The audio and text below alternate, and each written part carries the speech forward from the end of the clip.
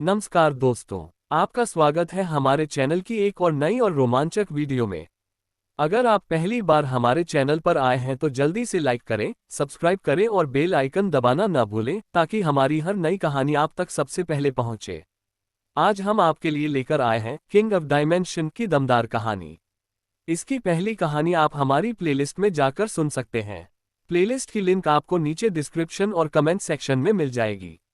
तो देर मत कीजिए, कहानी का आनंद लीजिए और हमें कमेंट में जरूर बताइए कि आपको ये कहानी कैसी लगी। हम आपके लिए रोजाना और भी जबरदस्त कहानियां लेकर आते रहेंगे। 399 गुप्त कुल का शहर।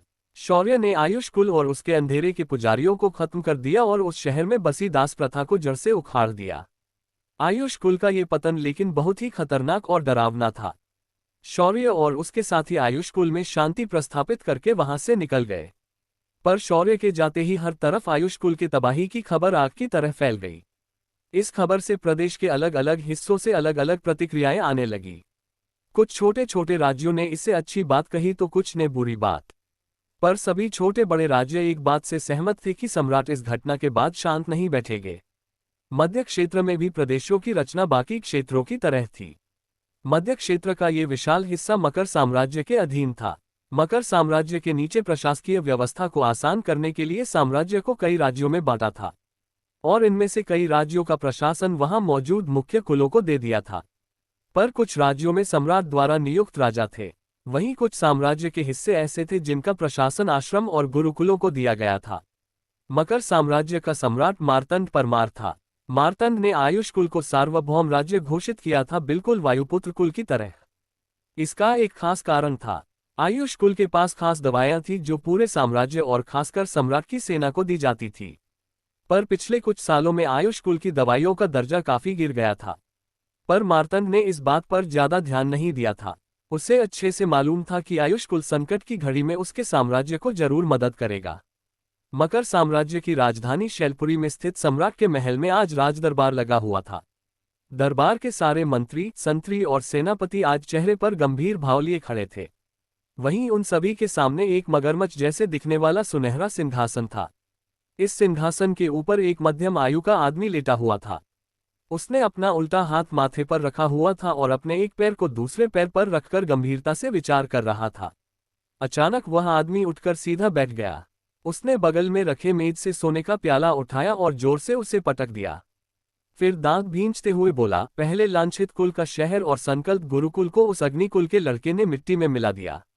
ये उन कुल के लोगों का अंतर्गत मामला था तो मैं चुप रहा, पर आज स्वयं भैरव ने आकर आयुष कुल को तबाह कर दिया। क्या तुम जानते हो इसका अर्थ क्या है? तभी एक मंत्री 2 कदम आगे हुए और बोला, महामहिम, हमें लोगों की बात पर इतनी जल्दी विश्वास नहीं करना चाहिए। ये कोई और भी हो सकता है, पर उसने जानबूझकर खुद को भैरव बताया होगा। तभी एक और मंत्री आगे आया और बोला, महामहिम, जानकारी के मुताबिक ये एक जवान लड़का है। उसके साथ कुछ लड़कियां और एक और लड़का भी था। साथ ही उसके साथ एक कुत्ता भी था। हो ना हो ये कोई राहगीर होगा जिसने आयुष कुल को तबाह कर दिया है। तभी दूसरा मंत्री आगे आया और बोला, महामहिम, जानकारी के मुताबिक वहां कुछ लोगों ने ये सुना था कि वो लड़का पहले खुद को शौर्य अग्निहोत्री बता रहा था, पर जब नरसंहार शुरू हुआ तो उस लड़के ने खुद को भैरव बताना शुरू किया था। तभी एक आदमी और बाहर आया और बोला, महामहिम, आयुष कुल के पूर्वज देवता स्तर के योद्धा थे और अग्निकुल का वो लड़का शौर्य सिर्फ महारथी स्तर का योद्धा है। उसने लांछित कुल के सारणीकार को सिर्फ सारणी से हराया था।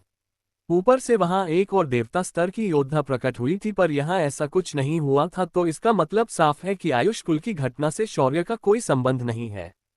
तभी एक सेना का अधिकारी आगे आया और बोला, महामहिम, भैरव के साथ भी हमने एक कुत्ता देखा था और शौर्य के साथ भी अक्सर एक कुत्ता देखा जाता है, पर एक बात अलग है कि ये दोनों कुत्ते अलग अलग दिखते हैं।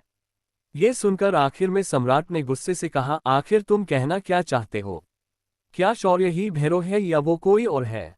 इस पर एक और मंत्री डरते हुए कहा, महामहिम, हमारी जानकारी के मुताबिक वायुपुत्र कुल में जब शौर्य वहां था तो उसी वक्त स्वर्गीय ऊर्जा क्षेत्रों में परिवर्तन हुआ था और भगवान भैरव का चांद कुछ देर के लिए प्रज्वलित हुआ था।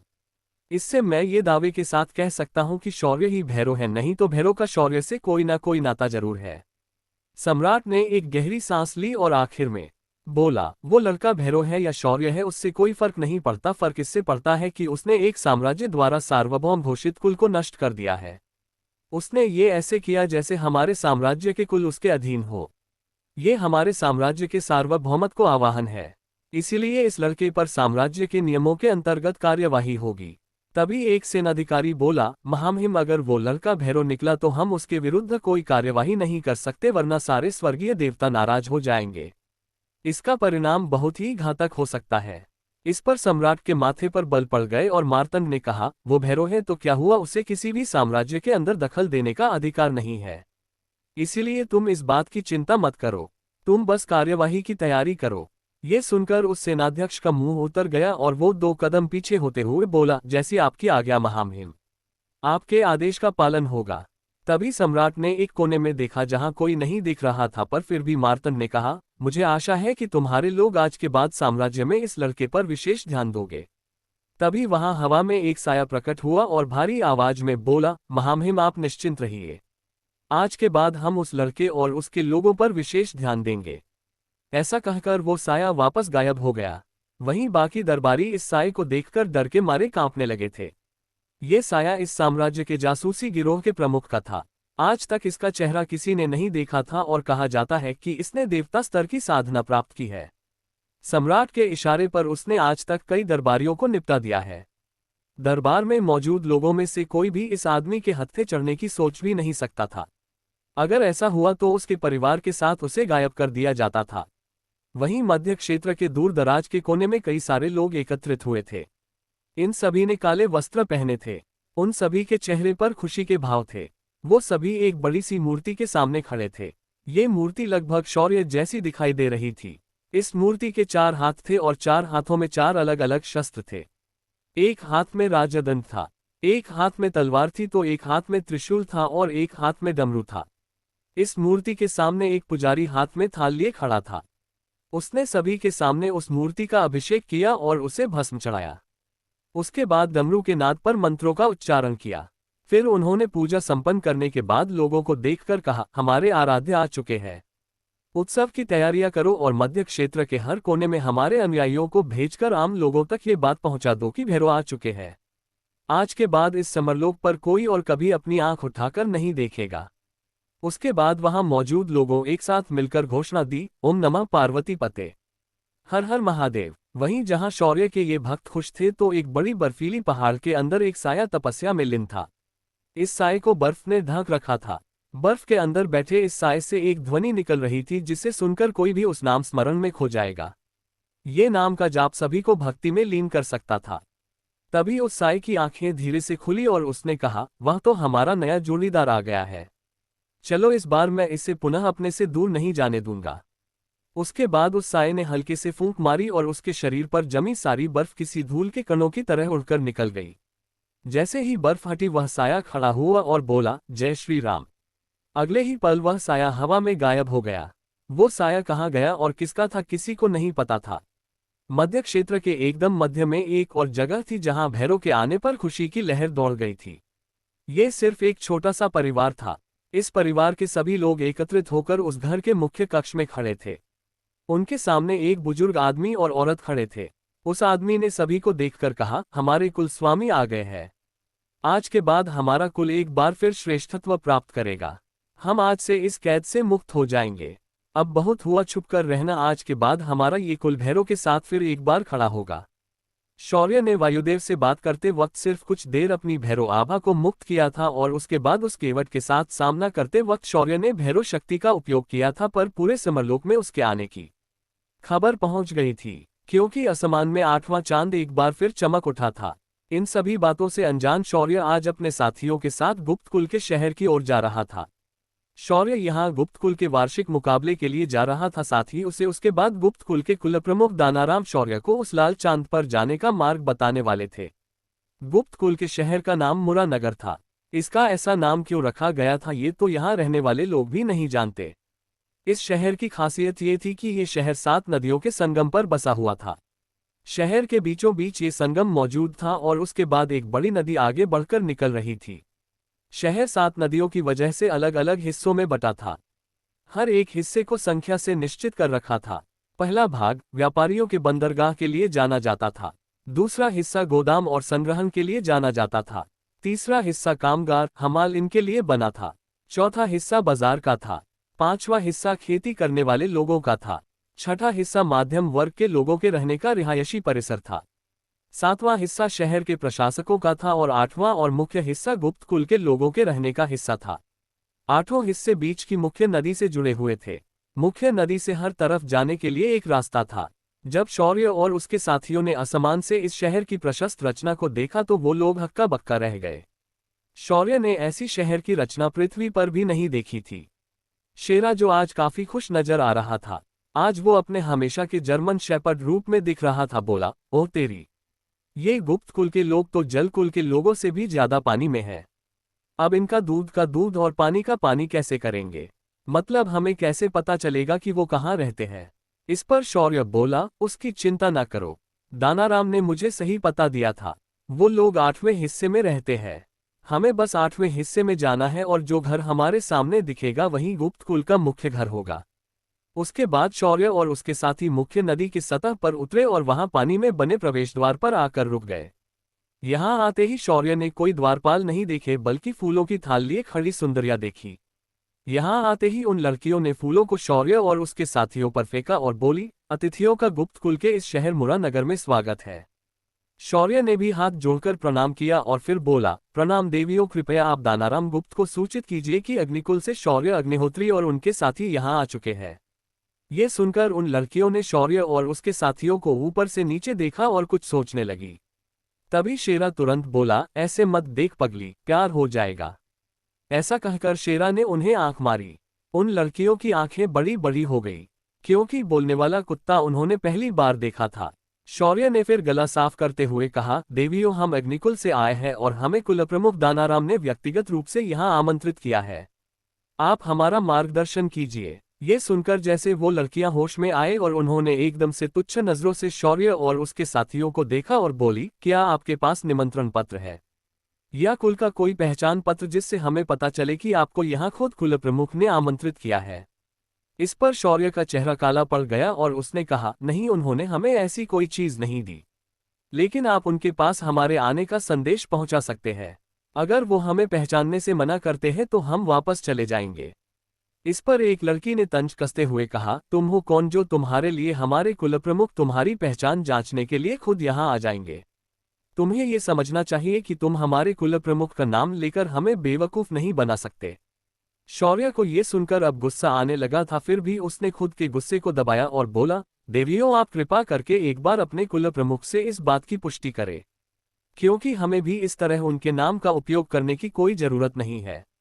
इस पर दोनों लड़कियों ने कमर पर हाथ रखा और घूरते हुए शौर्य को देखा। फिर दोनों में से जो वयस्क थी उसने बड़े ही बदतमीजी से कहा, देखिए, अगर आप इस मुकाबले में शामिल होने आए हैं तो आप सीधा पहले विभाग की तरफ जा सकते हैं। अगर आपको ये बात स्वीकार नहीं तो वापस जा सकते हैं। ये सुनकर शौर्य अब गुस्से से फटने वाला था, पर तभी इंदुजा ने पीछे से उसका हाथ पकड़ा और बोली, चलिए, हमें यहाँ रुकने की कोई जरूरत नहीं है, हम वापस चलते हैं। जब कुल प्रमुख को पता चलेगा कि हमें किस तरह से यहाँ से अपमानित करके इन दो बदतमीज लड़कियों ने जाने के लिए कहा है तो ये खुद हमें बुलाने आएंगी।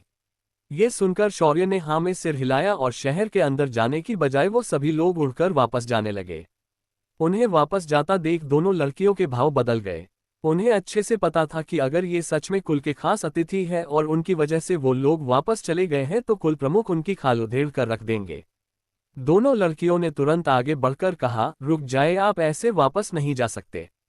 क्या कहेगा शौर्य उनके इस बात पर? क्या होगा जब दानाराम को पता चलेगा कि इन लड़कियों ने शौर्य को काफी नाराज किया है? क्या शौर्य इतना अपमान सहकर मान कर देगा इन गुप्त कुल को? इन सभी बातों को जानने के लिए बने रहिए मेरे साथ। 400 वापसी पर घमासान। शौर्य और उसके साथियों को मुरा नगर में पहुंचते ही वहां स्वागत के लिए खड़ी लड़कियों ने अपमानित किया और कुल प्रमुख से मिलने की अनुमति नहीं दी, जिसके चलते शौर्य और उसके साथी वहां से मुड़कर जाने लगे। उन्हें जाता देख उन दो लड़कियों ने उन्हें रोकने की कोशिश की, जिस पर समर ने पलटकर कहा, देवियों, आपके इस आतिथ्य के लिए आपका धन्यवाद। जब गुप्त कुल के कुल प्रमुख या निशा गुप्त आ जाए तो उन्हें सूचित कर देना कि अग्निकुल से शौर्य अग्निहोत्री यहाँ उनके साथियों के साथ आए थे मगर उचित आतिथ्य न मिलने से वापस चले गए। इतना कहकर समर भी वापस मुड़ा और शौर्य के पीछे आसमान में उड़ गया। इधर दोनों लड़कियां अब और अधिक हड़बड़ा गई थी। पर तभी पहली वाली ने खुद को समझाते हुए दूसरी से कहा, हमें डरने की कोई आवश्यकता नहीं है। इन लोगों के पहनावे से ये लोग बिल्कुल भी गुप्त कुल के खास मेहमान नहीं लगते, इसीलिए चिंता करने की कोई जरूरत नहीं है। ये लोग बस हमें डराने के लिए ऐसा बोल रहे थे। अब हमें मुकाबले के आयोजन पर ध्यान देना चाहिए। इस पर दूसरी लड़की ने भी सहमति दर्शाई और दोनों ने इस बात को भुला दिया और अपने काम पर लग गई। जानकारी के मुताबिक ये मुकाबला कल शुरू होने वाला था। इसी वजह से दानाराम शौर्य के इंतजार में अपने कमरे में इधर से उधर फेरे मार रहा था। तभी निशा वहां आए और बोली, क्या शौर्य के आने की आपको कोई खबर मिली? इस पर दानाराम ने ना में सिर हिलाया और कहा, नहीं, अभी तक मुझे प्रवेश द्वार से किसी ने उसके आने की खबर नहीं दी। मैं सुबह से हर अंदर आने वाले योद्धा पर नजर गड़ाए बैठा हूं। मुकाबले का नाम दर्ज करने वाले ने भी अभी तक शौर्य का नाम नहीं बताया है। ये सुनकर निशा को अजीब लगा और वो बोली, क्या आपने उनके पास कोई निमंत्रण पत्र दिया था? इस पर दानाराम झुंझला कर बोला, वो हमारे सबसे महत्वपूर्ण अतिथि है, मैं उसे निमंत्रण पत्र कैसे दे सकता हूं? पर तभी निशा नाराजगी से बोली, पर क्या आपके लोगों को मालूम है कि वो हमारे सबसे खास अतिथि है? लगता है हमसे बहुत बड़ी भूल हो गई है। हमें प्रवेश द्वार पर खड़ी उन लड़कियों से पूछना चाहिए, क्या पता शौर्य यहाँ आया हो पर उन्होंने उसे वापस भेज दिया हो। ये सुनकर दानाराम के माथे पर पसीना आ गया और वो तेजी से प्रवेश द्वार की तरफ दौड़ते हुए निकल गया। उसके पीछे निशा भी दौड़ रही थी। इन दोनों को ऐसी हरकत करते देखकर बाकी लोग भी उनके पीछे दौड़ते हुए आ गए। जब उन दो लड़कियों ने 8वें विभाग से दानाराम को अपनी ओर ऐसे दौड़ते हुए आते देखा तो उनकी सांसें अटक गई। दानाराम ने उन लड़कियों को देखा और हौंफते हुए पूछा, क्या यहाँ कोई शौर्य नाम का योद्धा आया था, या फिर कोई अग्निकुल का शौर्य यहाँ आया था? जैसे ही उन दोनों लड़कियों ने ये सुना, उनके चेहरे का रंग उड़ गया। उनके मुंह से आवाज निकलनी बंद हो गई और हैरान होकर दानाराम को देखने लगी। निशा ने तुरंत भांप लिया कि कुछ तो गड़बड़ है और उसने गुस्से से कहा, अब ये मत कहना कि वो यहाँ आया था पर तुमने उसे यहाँ से भगा दिया। ये सुनते ही दोनों लड़कियों के पैरों से जैसी सारी ताकत निकल गई हो और वो दोनों निशा के सामने घुटनों पर बैठ गई। दानाराम ने ये देखा तो उसका पूरा शरीर कांप उठा। उसने कांपती हुई आवाज में कहा, वो लोग अब कहाँ गए हैं?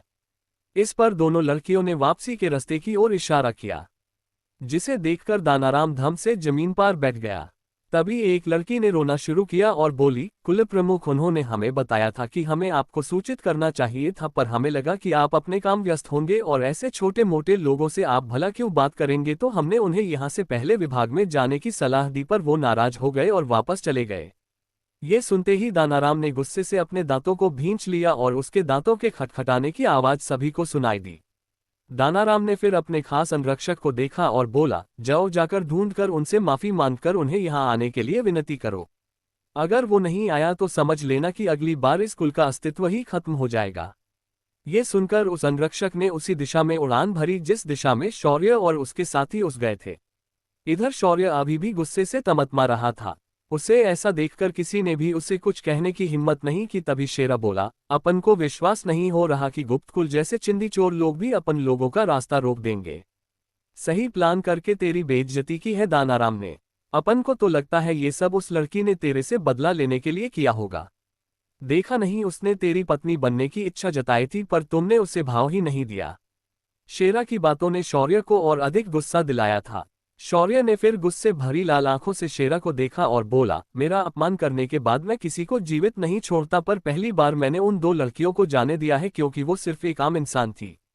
अगर उनकी जगह कोई और होता तो मैं उनका सबसे बुरा हाल बनाकर रखता। उसके बाद शौर्य ने अपनी रफ्तार को थोड़ा बढ़ा दिया। उसके पीछे बाकियों ने भी अपनी रफ्तार बढ़ा दी। तभी शेरा के कान हिले और उसने कहा, भाई, कोई अर्धदैवीय स्तर का योद्धा हमारी तरफ पूरी रफ्तार के साथ आ रहा है। क्या करे? रुककर देखना चाहेगा उसे। इस पर शौर्य ने गुस्से से कहा, अच्छा होगा अगर ये कोई दुश्मन होगा तो मेरा गुस्सा तो कम से कम उतारने के लिए मुझे कोई मिल जाएगा। रुक जाओ सब लोग, चलो देखते हैं कि इसके पास कहने के लिए क्या है। कुछ 5 मिनट के बाद शौर्य के नजरों के सामने एक इंसानी आकृति जिसने काले कपड़े पहने थे वो तेजी से शौर्य के पास आ रही थी। जब वह आकृति सभी के सामने आई तो सभी ने स्पष्ट रूप से देखा कि ये एक अधेड़ उम्र का योद्धा था। उसने शौर्य के सामने आते ही दोनों हाथ जोड़े और कहा, महोदय शौर्य, हमारे कुल के द्वारपालों की गलती के लिए कुल प्रमुख की तरफ से हम आपसे माफी मांगते हैं।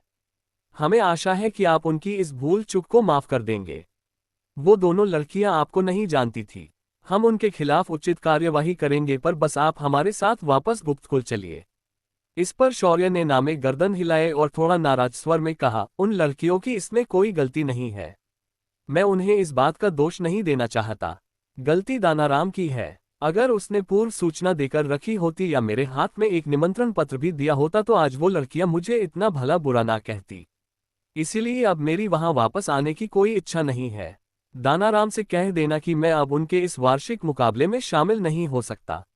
ऐसा कहकर शौर्य और उसके साथियों ने उड़ना शुरू कर दिया, पर वो आदमी भी हार मानने वालों में से नहीं था। उसने आगे आकर उनका रास्ता एक और बार रोका और बोला, शौर्य आप रुक जाइए। आपको इतना क्रोधित होने की आवश्यकता नहीं है। हम आपका यथोचित सम्मान करेंगे और उन मूर्ख लड़कियों से कहकर आपसे माफी मांगवाएंगे। कृपया आप ऐसा ना कीजिए। ये गुप्त कुल के सम्मान की बात है। इस पर शौर्य ने उस योद्धा को देखा और बोला, देखिए आप जो कोई भी है, दरअसल बात यह है कि मेरी चमड़ी बहुत पतली है। मुझे उन लोगों के पास वापस जाने की इच्छा नहीं होती जो मेरा अपमान करे। मैं थोड़ा स्वाभिमानी प्रकार का हूं। एक बार जब मैंने किसी चीज की तरफ मुंह मोड़ लिया तो मैं उसे दोबारा मुड़कर नहीं देखता। आपको कष्ट देने के लिए मैं आपसे क्षमा मांगता हूं, पर बेहतर होगा कि आप अब वापस चले जाइए। शौर्य के कहने पर वो आदमी समझ गया कि शौर्य अब किसी भी हाल में वापस नहीं आने वाला, तो उसने सिर झुकाया और शौर्य को हाथ जोड़कर प्रणाम करके वो वापस मुड़ गया। उस आदमी को अकेले ही वापस आता देखकर दानाराम काफी ज्यादा डर गया था। तभी एक सेवक उसके पास आया और बोला, कुल प्रमुख, अभी अभी मिली जानकारी से हमें पता चला है कि आयुष कुल को किसी लड़के ने कुछ ही घंटों में जड़ से उखाड़ फेंक दिया है। उस लड़के को लोग भैरव मान रहे हैं, पर कुछ लोगों का कहना है कि उस लड़के का नाम शौर्य था। ये सुनकर दानाराम के हाथ पैर और अधिक ठंडे हो गए। उसे अच्छे से पता था कि अगर वो शौर्य के दुश्मनों की लिस्ट आ गया तो उसके कुल का भी हाल आयुष कुल के समान हो जाएगा। पर अब वो कुछ भी नहीं कर सकता था। उसने उन दो लड़कियों को देखा और गुस्से से कहा, सिपाहियों, इन दोनों को उठाकर काल कोठरी में डाल दो। इनकी बेवकूफ़ी और असमर्थता के कारण आज हमारा कुल खतरे में पड़ गया है। आदेश मिलते ही सिपाहियों ने दोनों लड़कियों को पकड़ा और वहां से लेकर चले गए। दानाराम और निशा आखिर हताश होकर वापस चले गए। उनकी पूरी मेहनत पर इन दो मामूली लड़कियों ने पानी फेर दिया था। ऊपर से निशा का अपना कुल प्रमुख बनने का सपना भी इसी के साथ चूर चूर हो गया। जब शौर्य और उसके साथी असमान से होते नदियों के आसपास के जंगलों के ऊपर से गुजर रहे थे, तभी उसने एक लड़की के चिल्लाने की आवाज सुनी। जब उसने आसपास अपनी नजरें दौड़ाई तो पाया कि नीचे जमीन पर दो गुटों में लड़ाई हो रही है और चार लड़के एक लड़की को पकड़ने के लिए उसके पीछे भाग रहे हैं। तभी वह लड़की लड़खड़ाकर नीचे गिर गई। ये देखकर शौर्य के अंदर छुपा गुस्सा निकालने का रास्ता मिल गया। शौर्य ने तुरंत आसमान से उस ओर छलांग लगाए और उस लड़की और लड़कों के बीच जाकर एकदम किसी सुपरमैन की तरह उतर गया। पर जैसे ही शौर्य की नजर उन लड़कों पर पड़ी, उसने उनके कपड़ों पर बने निशान को पहचान लिया। ये दामिनी कुल के लड़के थे। शौर्य ने अपने कुल के निशान को तुरंत छुपा लिया और उस लड़की को देखा। लड़की ने केसरी रंग की सलवार पहनी थी। उसने अपनी चुनर को कमर कसकर बांधा हुआ था। उसके हाथ पर अग्निकुल का खास निशान था। ये देखकर शौर्य की आंखें छोटी हो गई और उसने उन लड़कों को देखा। लड़के जो अभी तक उस लड़की का पीछा कर रहे थे अचानक रुक गए और उन्होंने गरजते हुए कहा, कौन हो तुम और हमारे बीच क्यों आ रहे हो? अगर अपनी सलामती चाहते हो तो यहाँ से चुपचाप निकल जाओ, वरना तुम्हें दामिनी कुल का सामना करना पड़ेगा। ये सुनकर शौर्य ने हंसते हुए कहा, तुम लोग ऐसे बोल रहे हो जैसे तुम्हारा दामिनी कुल अभी भी इंद्र के मरने के बाद शक्तिशाली है। क्या तुम्हें डर नहीं लगता कि इस लड़की के कुल के लोग तुम्हारे खिलाफ युद्ध छेड़ सकते हैं? इस पर वो लड़के दांत निकालकर हंसने लगे। फिर एक लड़के ने कहा, ये लड़की अग्निकुल की है। ये वही अग्निकुल है जिसे हजारों साल पहले धराकुल के लोगों ने नष्ट कर दिया था। अब उनमें इतनी शक्ति नहीं कि वो हमारे दामिनी कुल के साथ लोहा ले। और रही बात हमारे देवता इंद्र की, तो उनकी मृत्यु की खबर महज एक अफवाह है। हमारे देवता इंद्र अभी भी अपने ध्यान साधना में लीन है और हमारे पवित्र विद्युत पर्वत पर अपनी साधना कर रहे हैं। ये सुनकर शौर्य ने हंसते हुए कहा, ओह तो ये बात है। मुझे पता नहीं था कि दामिनी कुल के लोग इतना बड़ा असत्य कथन सीधा मुंह पर करेंगे। और रही बात अग्निकुल की, तो तुमने ये नहीं सुना कि लांछित कुल और संकल्प गुरुकुल के साथ उन्होंने क्या किया है? इस बात पर वो चारों लड़के तुरंत सतर्क हो गए और शौर्य को घूरकर देखने लगे। फिर उनमें से दूसरे लड़के ने कहा, वो महज एक संयोग था। हमने सुना है कि कोई शौर्य नाम का बच्चा धराकुल से प्रतिशोध लेने के लिए निकला है, पर एक अकेला चना भार नहीं फोड़ सकता। इसीलिए अब तुम अपनी खैर मनाओ और निकल जाओ। अग्निकुल को हम संभाल लेंगे। हमारे युवा स्वामी ने इस लड़की को पकड़कर लाने का आदेश दिया है। उस पर शौर्य ने एक चौड़ी मुस्कान दी और दोनों हाथों को रगड़ा और कहा, ये तो काफी संयोग की बात है कि तुम्हारा सामना भी उसी अग्निकुल के शौर्य से इस वन के बीच में हो रहा है। ऐसा कहते ही अग्निकुल का छुपाया हुआ निशान शौर्य की कमर पर लहराने लगा। उस लड़की की आंखें हैरान से बड़ी हो गई। शौर्य ने अपने हाथ में चंद्रहास प्रकट की और आगे बोला, दामिनी कुल ने अग्निकुल से शत्रुता लेने का साहस किया है तो उसे अंत तक निभाने की जिम्मेदारी अब अग्निकुल की है। अगले ही पल शौर्य अपनी जगह से गायब हो गया और उन लड़कों के बीच से होते हुए उनके पीछे चला गया। शौर्य की रफ्तार इतनी ज्यादा थी कि किसी को भी कुछ समझ नहीं आया और उन चारों लड़कों की लाशें वहां बिछी हुई थी। शौर्य ने फिर अपना हाथ बढ़ाया और उस लड़की को सहारा देकर जमीन से खड़ा किया। वो लड़की अभी भी शौर्य को घूर रही थी पर उसकी आंखों में आंसू थे। उसने भरे हुए गले से शौर्य से पूछा, क्या आप सच में शौर्य है? क्या आप ही मेरे कुल के शौर्य है जो मध्य क्षेत्र में से है? इस प्रश्न पर शौर्य सिर्फ मुस्कुराया और हाँ में सिर हिलाया। तभी असमान से उसके साथी भी वहां पहुंचे तो शौर्य ने उन सभी को उस लड़की की मदद करने के लिए कहा। फिर एक चौड़ी मुस्कान के साथ शौर्य सामने चल रही लड़ाई में कूद गया।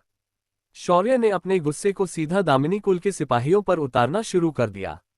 देखते ही देखते दामिनी कुल के सारे योद्धा जमीन पर टुकड़ों में बिखर गए थे। तभी वहीं से कुछ दूरी पर दामिनी कुल का रथ खड़ा था। उसके अंदर से एक बेहद रौबदार आवाज आई, मेरे दामिनी कुल के विरुद्ध जाने की कोशिश भी मत करना, तुम हमारे कुल का क्रोध झेल नहीं पाओगे। इतना कहने के बाद उस रथ का ऊपरी हिस्सा टुकड़ों में बिखर गया और उसके अंदर एक जवान लड़का दिखाई दिया। उस लड़के के हाथ में एक अजीब सी दिखने वाली तलवार थी और उसके पूरे शरीर पर बिजलियां नाच रही थी। उस लड़के के बाल चांदी के रंग के थे। उस लड़के ने शौर्य की ऐसे शांत खड़े देखा और बोला, लड़के तुम जो कोई भी हो, तुम्हें हम दो कुलों के मामले में टांग नहीं अड़ानी चाहिए। उसकी इस बात पर शौर्य ने एक तंज कसा और बोला, ये असंभव है कि मैं इसमें टांग ना अड़ाऊं क्योंकि ये कुल मेरा अपना कुल है और ये उसके अस्तित्व का प्रश्न है। अब शौर्य की बात पर उस लड़के की आंखें छोटी हो गई और वो शौर्य की शक्तियों को जांचने लगा। शौर्य ने उसे जांचने दिया पर अपनी साधना को छुपाए रखा। तभी पीछे से शेरा की आवाज आई, भाई मैटर गंभीर है। अपन को अभी अभी इस लड़की से कुछ बातें पता चली है। क्या पता चला था शेरा को उस लड़की से? कौन थी वो लड़की? क्या ये लड़की भी शौर्य की तरह अग्निकुल से है? 400 एपिसोड डन। कॉन्ग्रेचुलेशंस। 401 अग्निकुल का शाखा परिवार। मुरा शहर से कुछ दूर बसे जंगल के अंदर हर तरफ लाशें बिछी हुई थी। उन लाशों को देखकर साफ पता चल रहा था कि इन्हें किसी ने बड़ी ही निर्दयता से मारा था। उन लाशों से कुछ दूरी पर एक बिना छत का एक रथ खड़ा था। उस रथ के ऊपर एक नौजवान युवक खड़ा था जिसका रुबाब देखते ही बनता था। वो किसी राजकुमार की तरह लग रहा था। उसकी आंखों में गुस्सा साफ साफ दिखा दे रहा था। उस लड़के के सामने जमीन पर एक लड़का खड़ा था जिसके हाथ में एक खंडा तलवार थी जिसे उसने अपने कंधे पर रखा हुआ था और वो अपने सामने उस रथ पर खड़े लड़के को उकसावे की नजरों से देख रहा था। उस लड़के से कुछ दूरी पर कुछ लड़कियां, एक लड़का और एक कुत्ता खड़े थे। वो सब इस वक्त उन दोनों लड़कों की बातों को ध्यान से सुन रहे थे। तभी शेरा की आवाज शौर्य के कानों पर पड़ी, भाई मामला जितना हम आसान समझ रहे हैं उतना है नहीं। ये सुनकर शौर्य ने पलटकर शेरा को देखा तो शेरा ने आगे बोलना जारी रखा, भाई ये लड़की अग्निकुल के शाखा परिवार से है जो मुख्य अग्निकुल से पहले ही अलग हो गया था। दामिनी कुल ने धरा कुल के कहने पर ऐसे कई अग्निकुल के शाखा परिवारों पर आक्रमण किया है और वो लोग उनका शिकार कर रहे हैं। हमें इसे तुरंत रोकना होगा। शौर्य ने बात को अच्छे से समझा और अपना सिर हाँ में हिलाया और फिर रथ पर खड़े लड़के को देखकर बोला, तो दामिनी कुल को शिकार खेलना अच्छा लगता है। तो ठीक है, फिर आज के बाद अग्निकुल भी दामिनी कुल का शिकार करेगा। शौर्य ने उसके बाद हवा में छलांग लगाए और उस लड़के पर हमला कर दिया। उस लड़के ने तुरंत अपनी विद्युत शक्ति का उपयोग किया और तुरंत शौर्य के हमले के रास्ते से हट गया। शौर्य का वार खाली गया और वह रथ का बचा हुआ हिस्सा टुकड़ों में बिखर गया। शौर्य ने अपनी अंदरूनी शक्ति को जागृत किया और तुरंत उस लड़के की जगह पहुंच गया और एक और हमला कर दिया। शौर्य ने अभी तक अपनी तलवार का उपयोग भी नहीं किया था। शौर्य का ये हमला भी उस लड़के ने नाकाम कर दिया। वह लड़का दूसरी जगह प्रकट हो गया पर अगले ही पल उसकी आंखें फैल गई। शौर्य उससे पहले ही उस जगह पर उसके पीछे प्रकट हो चुका था। शौर्य ने अपने शरीर की ग्रहीय शक्ति को पैरों में संचारित किया और एक जोरदार लात उस लड़के के पीठ पर मारी। शौर्य की लात उस लड़के के पीठ पर लगते ही एक चरमराहट की आवाज हुई और वह लड़का झटके से पिचक गया। उस लड़के की रीढ़ की हड्डी टूट गई थी। अब शौर्य उसे खत्म करने के लिए आगे बढ़ा ही था, तभी आसमान से एक बिजली सीधा उसके शरीर की तरफ बढ़ गई, पर शौर्य ने खुद को अपनी जगह से हटा लिया। आसमान से आती हुई बिजली सीधा जमीन से टकराए। एक धमाके की आवाज हुई और आसमान से एक बूढ़ा आदमी उतरने लगा। उसने शौर्य को नफरत भरी निगाहों से देखा और बोला, बच्चे, तुम्हें इतनी क्रूरता दिखाने की कोई जरूरत नहीं है। हमारे कुल के युवराज को तुम मार नहीं सकते, वरना आज के बाद दामिनी कुल सीधा तुम्हारे कुल के साथ युद्ध की घोषणा कर देगा। पर तभी शौर्य ने कहा, बूढ़े, तेरी उम्र के साथ तेरी अकल भी बूढ़ी हो गई है क्या? तुम युद्ध की घोषणा तो तब करोगे जब तुम यहां से जीवित लौटोगे। ऐसा कहकर शौर्य हंसने लगा और तभी पीछे से शाश्वती ने अपना एक कदम आगे बढ़ाया और गहरी आवाज में बोली, दामिनी कुल अपनी गलतियों को नहीं देखता, पर खुद के घमंड में इतना अंधा हो गया है कि अपनी छोटी शक्तियों को दिखाकर कमजोरों के डरा रहा है। उसके साथ ही शाश्वती की अर्धदैवीय स्तर की आभा हर तरफ फैल गई। ये देखकर उस बूढ़े इंसान की आंखें छोटी हो गई और उसने कहा, इतनी कम उम्र में अर्धदैवीय स्तर की साधना तुम्हारे पास कैसे हो सकती है? इस पर शाश्वती ने उसे चिढ़ाते हुए कहा, बुढ़े, ये तेरी समझ से बाहर है। उसके साथ ही शाश्वती ने आसमान में छलांग लगा दी। आसमान में वह बूढ़ा और शाश्वती के बीच युद्ध छिड़ गया था। दो अर्धदैवीय स्तर के योद्धाओं की लड़ाई काफी ज्यादा तबाही मचाने वाली थी, पर शौर्य को इससे कोई फर्क नहीं पड़ा और उसने धीरे धीरे उस घायल लड़के की ओर बढ़ना शुरू किया। और भाई, तुझे अग्निकुल की लड़कियों पर नजर डालने की बड़ी इच्छा थी ना, तो उठ और डाल नजर। क्या हुआ, तू उठ नहीं पा रहा? अरे रे, मैं भूल गया कि तेरी कमर की अकड़ तो एक ही लात में टूट गई है। जब उस नीचे पड़े लड़के ने शौर्य ऐसा कहते हुए खुद की तरफ आते हुए देखा, तो उसने अपनी विद्युत ऊर्जा को सक्रिय किया और शौर्य की हत्या करने के इरादे से उसे आंखें फाड़कर देखने लगा। जैसे ही शौर्य उसके हमले के दायरे में पहुंचा, उसने दांत पीसते हुए कहा, भाड़ में जा साले। और उसके हाथ से एक नीले रंग की बिजली तरन किसी सांप की तरह निकली और उसने अपना बिजली से बना मुंह खोला और शौर्य के सीने पर वार कर दिया। पर अगले ही पल शौर्य ने अपना हाथ आगे किया और अगले ही पल उसी सांप की तरह दिखने वाली वैसी ही बिजली शौर्य के हाथ से निकली और दोनों सांप एक दूसरे से हवा में टकराए। एक जोरदार धमका हुआ और हर तरफ धूल उड़ गई। शौर्य ने तब उस धूल के गुबार से बाहर आते हुए कहा, दामिन कुल की निषिद्ध तकनीक विद्युत सर्फ तकनीक एक विद्युत ऊर्जा के साथ साथ उसे इस्तेमाल करने वाले इंसान के रक्त को भी इस्तेमाल करती है, जिस वजह से जिस पर इसका हमला होता है वह आदमी इसके विष के चपेट में आ जाता है और उसकी विष के कारण मृत्यु को जाती है। ये सुनकर उस लड़के ने लड़खड़ाते हुए कहा, तुम कौन हो और तुम्हें ये तकनीक कैसे आती है? ये हमारे कुल की सबसे गुप्त तकनीक है।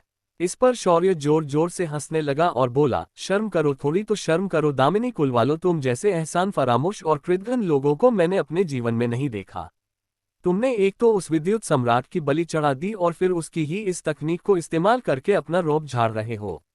ये सुनकर उस लड़के ने थोड़ा घबराते हुए कहा, तुम्हें ये कैसे पता है कि ये तकनीक विद्युत सम्राट ने बनाई थी? कौन हो तुम? इस पर शौर्य ने एक चिढ़ाने वाली मुस्कुराहट के साथ अपने दोनों हाथों को अजीब तरीके से घुमाया और बोला, पहचान कौन? ये देखकर उस लड़के को बहुत गुस्सा आ रहा था, पर वो कुछ भी नहीं कर पा रहा था। उसके घायल होने की वजह से उसके शरीर में ऊर्जा संचयन की गति कम हो गई थी। तभी आसमान से शाश्वती के साथ काट भूसे से लड़ रहा वह बूढ़ा आदमी अचानक एक जोरदार लात लगाने की वजह से आसमान से किसी टूटी पतंग की तरह नीचे आकर गिर गया। उस बूढ़े ने जैसे तैसे खुद को वापस खड़ा किया, पर अगले ही पल उसे खून की उल्टियां हुई और उसने आंखें बड़ी करके शाश्वती को देखा और बोला, प्रकाश के देवता के वंशज, ये असंभव है, तुम्हारा समरलोक से नामो निशान मिटाया गया है। पर वो आगे कुछ और भी बोल पाता, एक लेजर सी रोशनी की किरण निकली और उस आदमी के माथे को भेद कर आगे निकल गई। वह बूढ़ा आदमी इसी हैरानी के साथ वहां बेजान होकर गिर गया। शौर्य भी अब उस लड़के के सामने एक शैतानी मुस्कान लिए खड़ा था। उसने उस लड़के को उठने का इशारा किया। वह लड़का भी जैसे तैसे अपने दोनों पैरों पर खड़ा हो गया। उसके कमर में बेतहाशा दर्द हो रहा था। उसे समझ नहीं आ रहा था कि क्या करे। तभी शौर्य ने ठंडी आवाज में कहा, तुम्हें शिकार को दौड़ाकर मारने का बहुत शौक है ना, तो अब तू भाग और मैं तुझे एक मौका दूंगा। अगर तू मेरे वार से बच गया तो मैं तुम पर दूसरा वार नहीं करूंगा। तुझे जीने का ये मौका मैं देता हूं। ये सुनकर उस लड़के ने शौर्य को ऐसे देख जैसे वो शौर्य से सच में अपने लिए माफी प्राप्त कर चुका हो और वो दौड़ने लगा। तभी शौर्य ने अपने रिंग से एक स्नाइपर राइफल निकाली और उस लड़के पर निशान लगाकर खड़ा हो गया।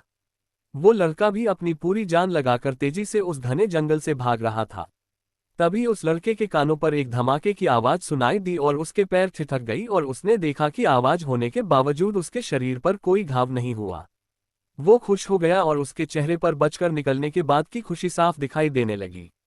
वो मुस्कुराने लगा, पर तभी उसके पीछे से शौर्य ने चलाई हुई गोली उसके पीछे से आकर उसके गर्दन के निचले हिस्से को छेद कर निकल गई। उस लड़के को बिल्कुल भी एहसास नहीं हुआ कि उसकी मृत्यु हो चुकी है। उसके चेहरे पर उसकी वो जीत वाली मुस्कान कायम थी और उसकी लाश धीरे से जमीन पर गिर गई। शौर्य ने अपनी बंदूक को अंदर रख दिया और वापस मुड़कर अपने साथियों के पास आ गया। इस वक्त तक उस लड़की ने अपने साथियों को वहां बुला लिया था।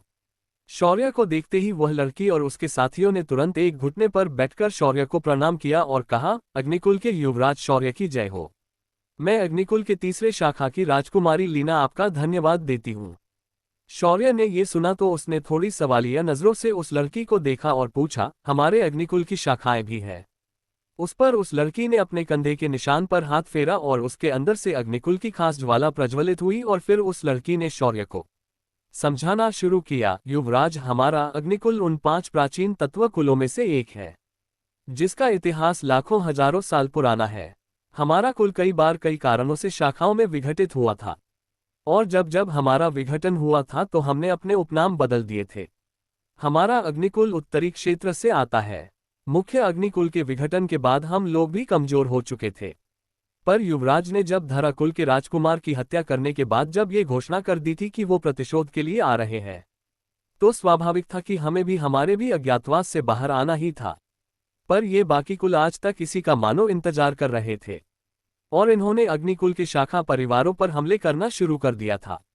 उसके बाद उस लड़की की आंखें थोड़ी भर आए और उसने आगे बताना शुरू किया, इन लोगों ने हमारे अग्निकुल के लोगों के साथ ऐसी ऐसी हरकतें की कि बताते वक्त मेरी आत्मा भी कांप जाती है।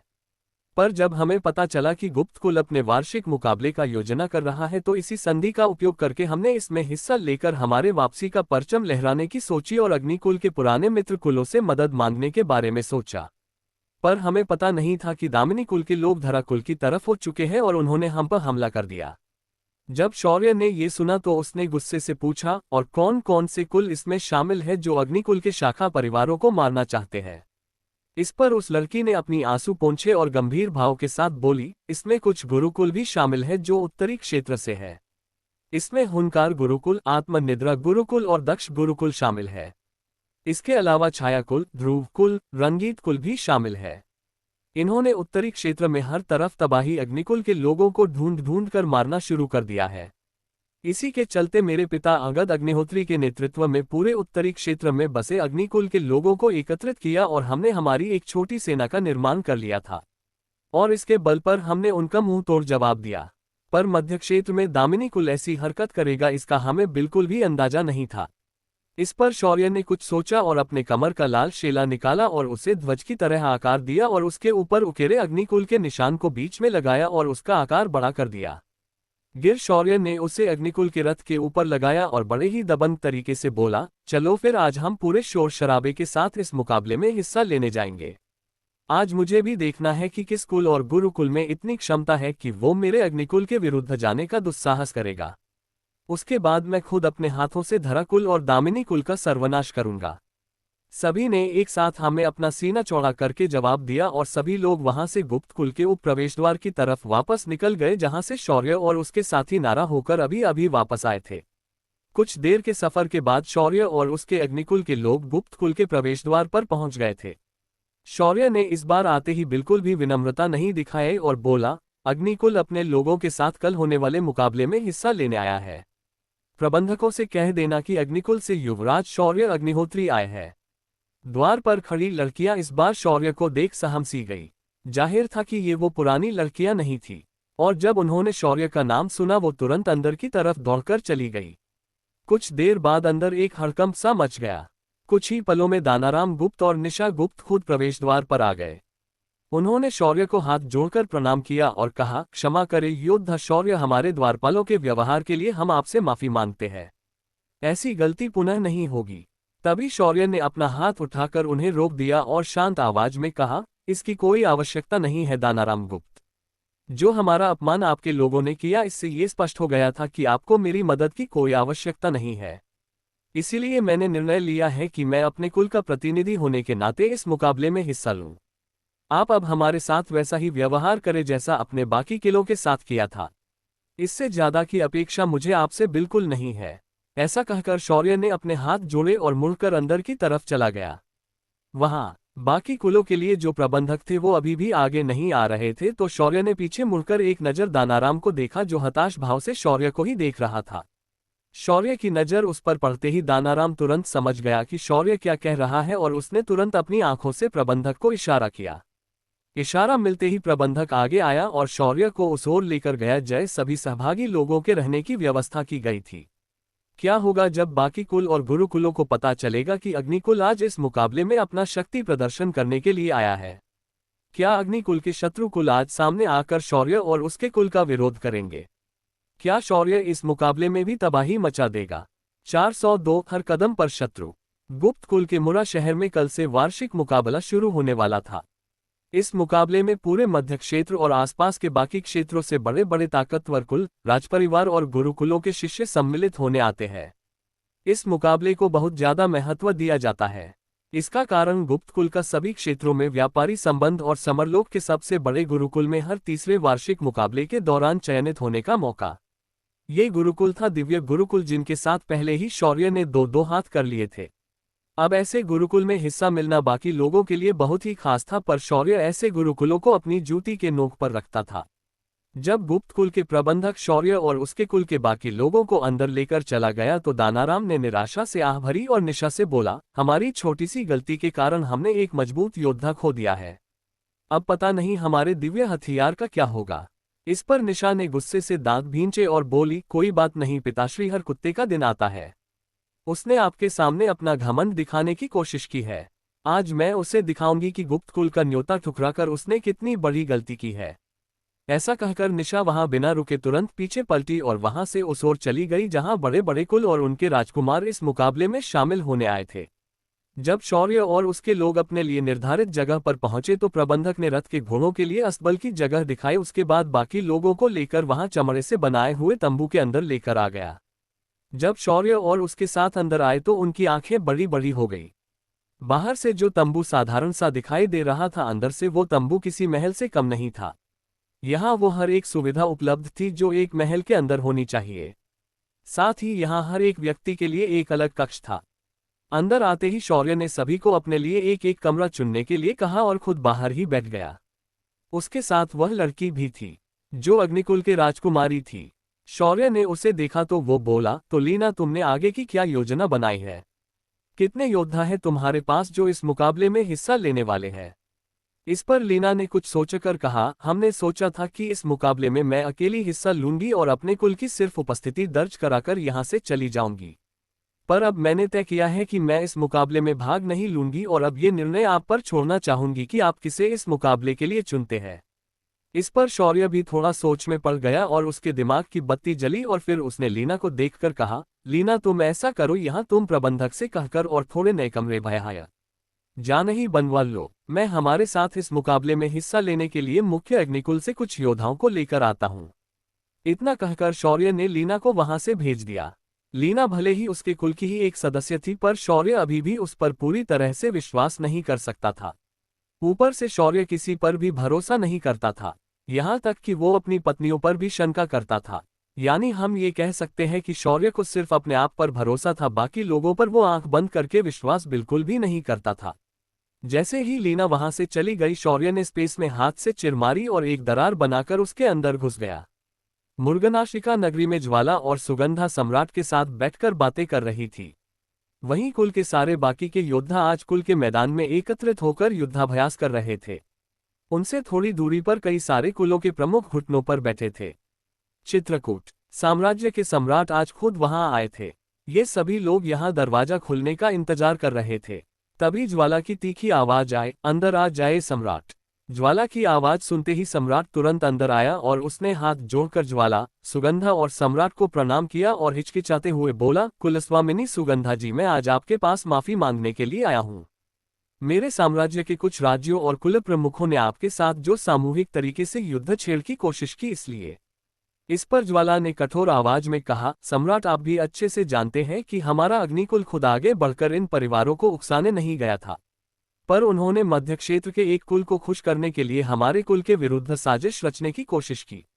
आपको पता होना चाहिए कि हम अग्निकुल के लोग हैं, हम पहले किसी को छेड़ते नहीं और कोई हमें कमजोर समझकर छेड़े तो हम उन्हें छोड़ते नहीं।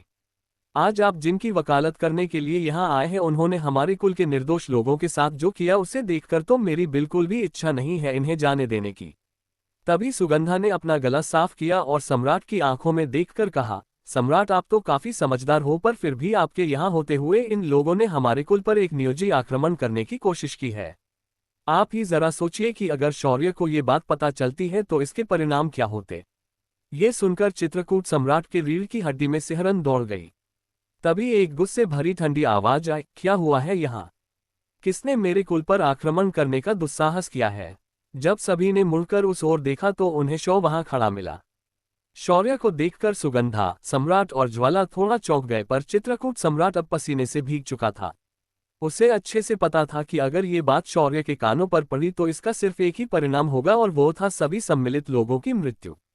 तभी सम्राट यानी कबीर उर्फ विद्युत सम्राट, जो इतनी देर से शांत बैठा था, उसने बाकी लोगों के कुछ कहने से पहले ही शुरू से लेकर अंत तक सारी कहानी शौर्य को सुना डाली। और जैसा कि सभी को उम्मीद थी, शौर्य तुरंत पलटा और बाहर जाकर घुटनों पर बैठे सभी कुल प्रमुख, गुरुकुल प्रमुख और राजाओं को उसने किसी मुर्गों के झुंड में घुस भेड़िए की तरह काट दिया। जब उसे लगा कि उसने अच्छी सजा दी है तो अंदर वापस आया और फिर चित्रकूट सम्राट से बोला, अरे महामहिम आप यहाँ क्या कर रहे हैं? आपको देखकर अच्छा लगा, कहिए आप कुछ कहना चाहते हैं। इस सवाल पर सम्राट का मुंह बन गया। उसे भी पता था कि शौर्य को उसका यहाँ आकर इन दोषियों की वकालत करना बिल्कुल भी अच्छा नहीं लगा। और सम्राट शौर्य की असलियत अच्छे से जानता था। शौर्य भैरव था, पूरे स्मारलोक का स्वामी। उसके सामने इस छोटे से सम्राट की क्या औकात थी। चित्रकूट सम्राट ने अपने हाथों से ना में इशारा किया और कहा, कुछ नहीं, मैं तो बस ऐसे ही यहाँ हालचाल पूछने आया था। जब मुझे इन लोगों के सुनियोजित आक्रमण के बारे में पता चला। ये सुनकर शौर्य ने झूठी मुस्कान दी और कहा, मेरे कुल की चिंता करने के लिए आपका बहुत बहुत धन्यवाद। आपके होते हुए ये लोग मेरे कुल को छू भी नहीं सकते हैं ना। ये सुनकर सम्राट मन ही मन बोला, तुम्हारा कुल कितना शक्तिशाली है ये हमें पता नहीं था, और ये बेवकूफ लोग तुम्हारे कुल के हाथों बलि चढ़ गए। तुम्हारे कुल ने इनके परिवार और संगठन के एक भी सदस्य को जीवित नहीं छोड़, सिर्फ उनके प्रमुखों को जीवित रखा था और तुमने उन्हें भी मार दिया। भला मैं क्या तुम्हारे कुल की रक्षा करूंगा, उल्टा मुझे ही खुद को तुम्हारे कुल से बचाकर रखना पड़ेगा। उसके बाद चित्रकूट सम्राट ने झूठी मुश्क के साथ वहां से जाने की अनुमति ली और निकल गया। चित्रकूट सम्राट के जाने के बाद शौर्य ने अपना अंगूठा उठाया और सुगंधा को दिखाते हुए बोला, एकदम कड़क काम किया है आपने। इन जैसे लोगों के साथ ऐसा ही होना चाहिए था। फिर शौर्य ने विषय को बदलते हुए कहा, वैसे मैं यहाँ गुप्त कुल के वार्षिक मुकाबले के बारे में बताने आया हूँ। क्या हमारे कुल के योद्धा साधना में कोई विकास कर पाए हैं या नहीं? ये सुनकर सुगंधा थोड़ी चौंक गई। फिर उसने खुद को शांत करते हुए कहा, तो तुम गुप्त कुल की इस प्रतियोगिता में हमारे कुल को सम्मिलित करवाना चाहते हो? इस पर शौर्य ने हंसते हुए कहा, अरे मेरी भोली परदादी, मैंने तो हमारे कुल का नाम भी दर्ज करा दिया है। अब बस हमें हमारे योद्धाओं को लेकर इस मुकाबले कल कूद जाना है। ये सुनकर सुगंधा ने चहकते हुए कहा, यह तो काफी अच्छी बात है, पर एक समस्या है। मेरे अलावा कोई भी स्वर्ग स्तरीय क्षेत्र में नहीं पहुंच पाया है। सभी लोग महारथी स्तर तक आराम से पहुंच चुके हैं, पर वो सभी लोग किसी भी स्वर्ग स्तरीय योद्धा को टक्कर दे सकते हैं। ये सुनकर शौर्य ने मुस्कुराते हुए कहा, फिर देर किस बात की, आप भी चलिए इस मुकाबले में हिस्सा लेने के लिए, और साथ ही उन सभी योद्धाओं को भी बुला लीजिए। शौर्य के इस बात पर ज्वाला थोड़ा गंभीर होते हुए बोली, शौर्य सच सच बताओ कि वहां भी अग्निकुल के लोगों पर ऐसे ही हमला हो रहा है ना? इस पर शौर्य ने बात को बिना छुपाए तुरंत वहां क्या हो रहा है और उसकी लीना से कैसे मुलाकात हुई ये सारी बातें बता डाली। इस पर ज्वाला ने अपनी मुठ्ठियां भींची और कहा, लगता है अग्निकुल के शक्ति प्रदर्शन का समय आ चुका है। सुगंधा, सभी बच्चों को तैयार होने के लिए कह दो, हम सभी इस मुकाबले के लिए जाने वाले हैं, और साथ ही रास्ते में ही हम धरा कुल और दामिनी कुल को सबक भी सिखाकर आएंगे। इस पर सुगंधा ने भी तुरंत हामी भरी और उसने सेवक के हाथों सभी को एकत्रित होकर आदेश दे दिया। जब सभी लोग घर के आंगन में पहुंच गए तो सुगंधा ने सभी को सारी बातें सच सच बता दी और मुकाबले के जाने के लिए तैयार होने के लिए कह दिया। साथ ही सभी योद्धाओं के नेतृत्व की जिम्मेदारी उसने खुद अपने हाथ में ले ली, क्योंकि इस वक्त सुगंधा की शारीरिक उम्र और उसकी साधना का स्तर दोनों भी मुकाबले में हिस्सा लेने योग्य थी। अब इस बात का फायदा नहीं उठाया तो क्या उठाया। ऊपर से शौर्य ने सभी कुल के योद्धाओं को अपने पास से उच्च स्तरीय साधना तकनीकें दी थी जो पूरे समरलोक में किसी के पास नहीं थी। साथ ही शौर्य ने दी हुई युद्धकलाएं भी काफी अनोखी और प्राचीन थी। इन सभी के चलते शौर्य के कुल की एक मजबूत और ताकतवर टीम उस मुकाबले के लिए तैयार थी। शौर्य ने जब देखा कि सब कुछ तैयार है तो उसने स्पेस में दरार बनाई और अपने कुल के सभी लोगों के साथ निकल गया। इस दौरान कुल के अंदर शौर्य के पिता, दादा और बाकी पुरुष सदस्य अभी भी थे जो पीछे कुल का ध्यान रखने वाले थे। ऊपर से अब उनकी बिल्कुल भी हिम्मत नहीं बची थी कि वो बगावत के बारे में सोचे भी, क्योंकि ज्वाला अब वहां मौजूद थी। इधर मुरा नगरी में शौर्य के तंबू में स्पेस की दरार प्रकट हुई और उसके अंदर से लगभग 20 से ज्यादा लाल कवच पहने योद्धा निकले। उन सभी के आगे सुगंधा और ज्वाला थी। जब शौर्य ने देखा कि उसके साथी इस वक्त वहां मौजूद नहीं है तो उसे बड़ा अजीब लगा। उसने अपनी चेतना को सक्रिय किया और आसपास के परिसर में उसके साथियों को देखा, लेकिन जो उसे दिखा उससे उसका मूड खराब हो गया। अग्निकुल के लोगों को यहां भी घेर लिया गया था। शौर्य को ये देखकर काफी गुस्सा आया और वो और उसके साथी तुरंत बाहर निकल गए।